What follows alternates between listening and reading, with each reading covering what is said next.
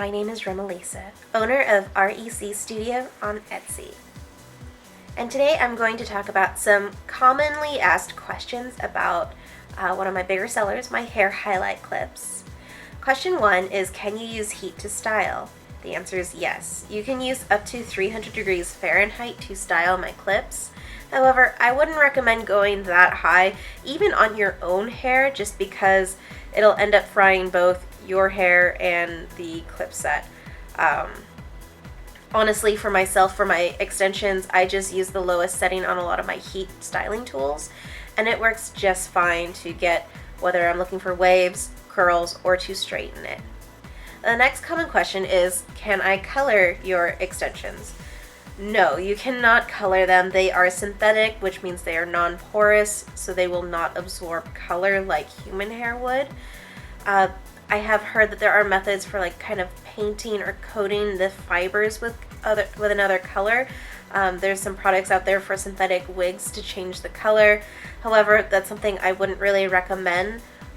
If you are looking for a specific color for my product, then please just message me. We can create a custom order. It's not going to cost you extra. I mean, let's work together and create and find the right color for you. The next other common question is, can I cut it? Yes, you can cut it. You do have to be careful and mindful of the fact that, if we've all had Barbie dolls or just dolls in general and we've cut their hair, we know there's no going back. Or even with wigs, once you cut it, that's it.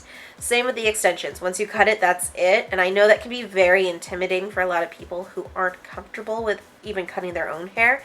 But I'm going to have a tutorial in the next week or so. I'll link it down below once it's up and running, on giving you some tips and tricks on how to cut the hair and blend it into your own.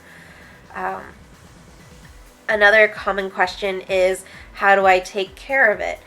And it also kind of goes along the same line of when do I wash it? How do I wash it? Honestly, I only wash my clip-ins when it's needed. When it starts to feel like that dirty hair feel, where it's got a little bit of we all produce oil in our hair, and you don't wear the clip sets 24/7 like you would with your regular hair that does pick up those oils, which is why you do kind of want to wash your hair on a fairly regular basis. Whereas with the clip sets, you could get away with not washing them for up to several weeks at a time, depending on how often you decide to wear them.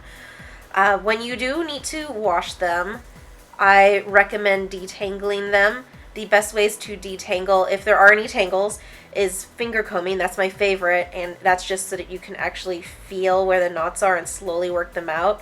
If you don't want a finger comb, you can just use a wide tooth comb. That'll get the job done just as well.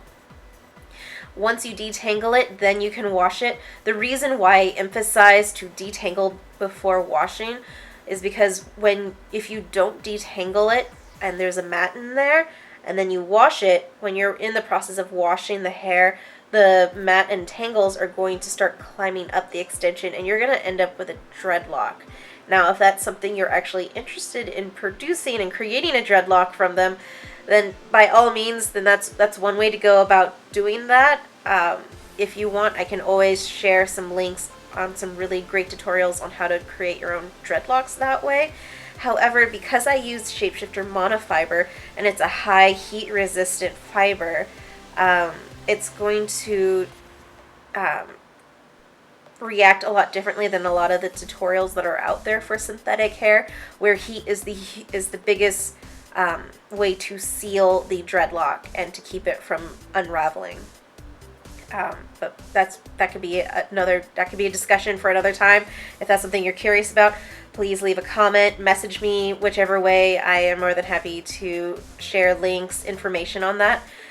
Moving on, when it comes to washing, I would recommend, you don't have to use your nice shampoo and conditioner on what you would use on your hair, because your hair, there's a lot of products out there that advertise for keratin, protein enriched shampoo, which can be very helpful for your hair if your hair is very dry and it needs that kind of extra boost.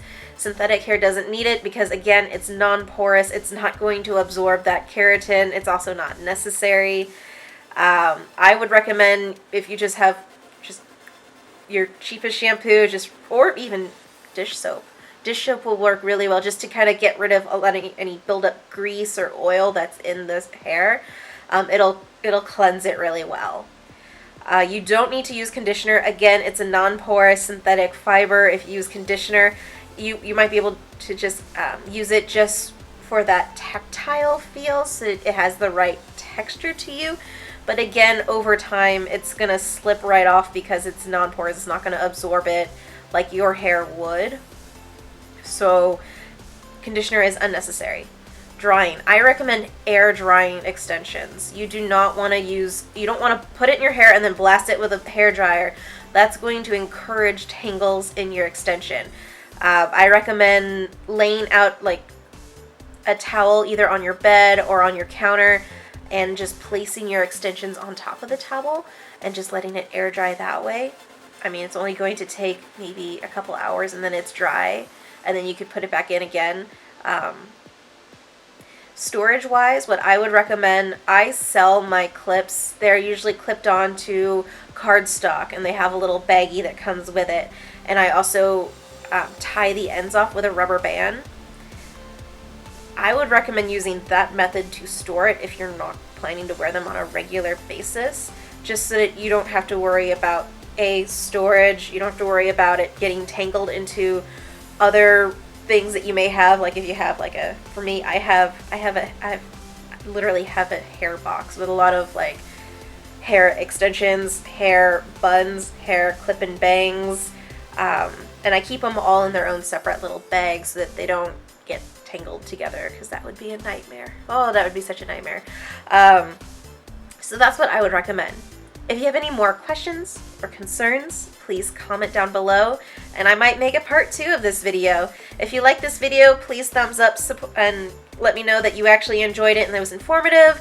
If you want to follow more of my crazy hair adventures, then follow me, and I will post some more tutorials on hair extensions as time goes by. Have a great day, and thanks for watching. Bye.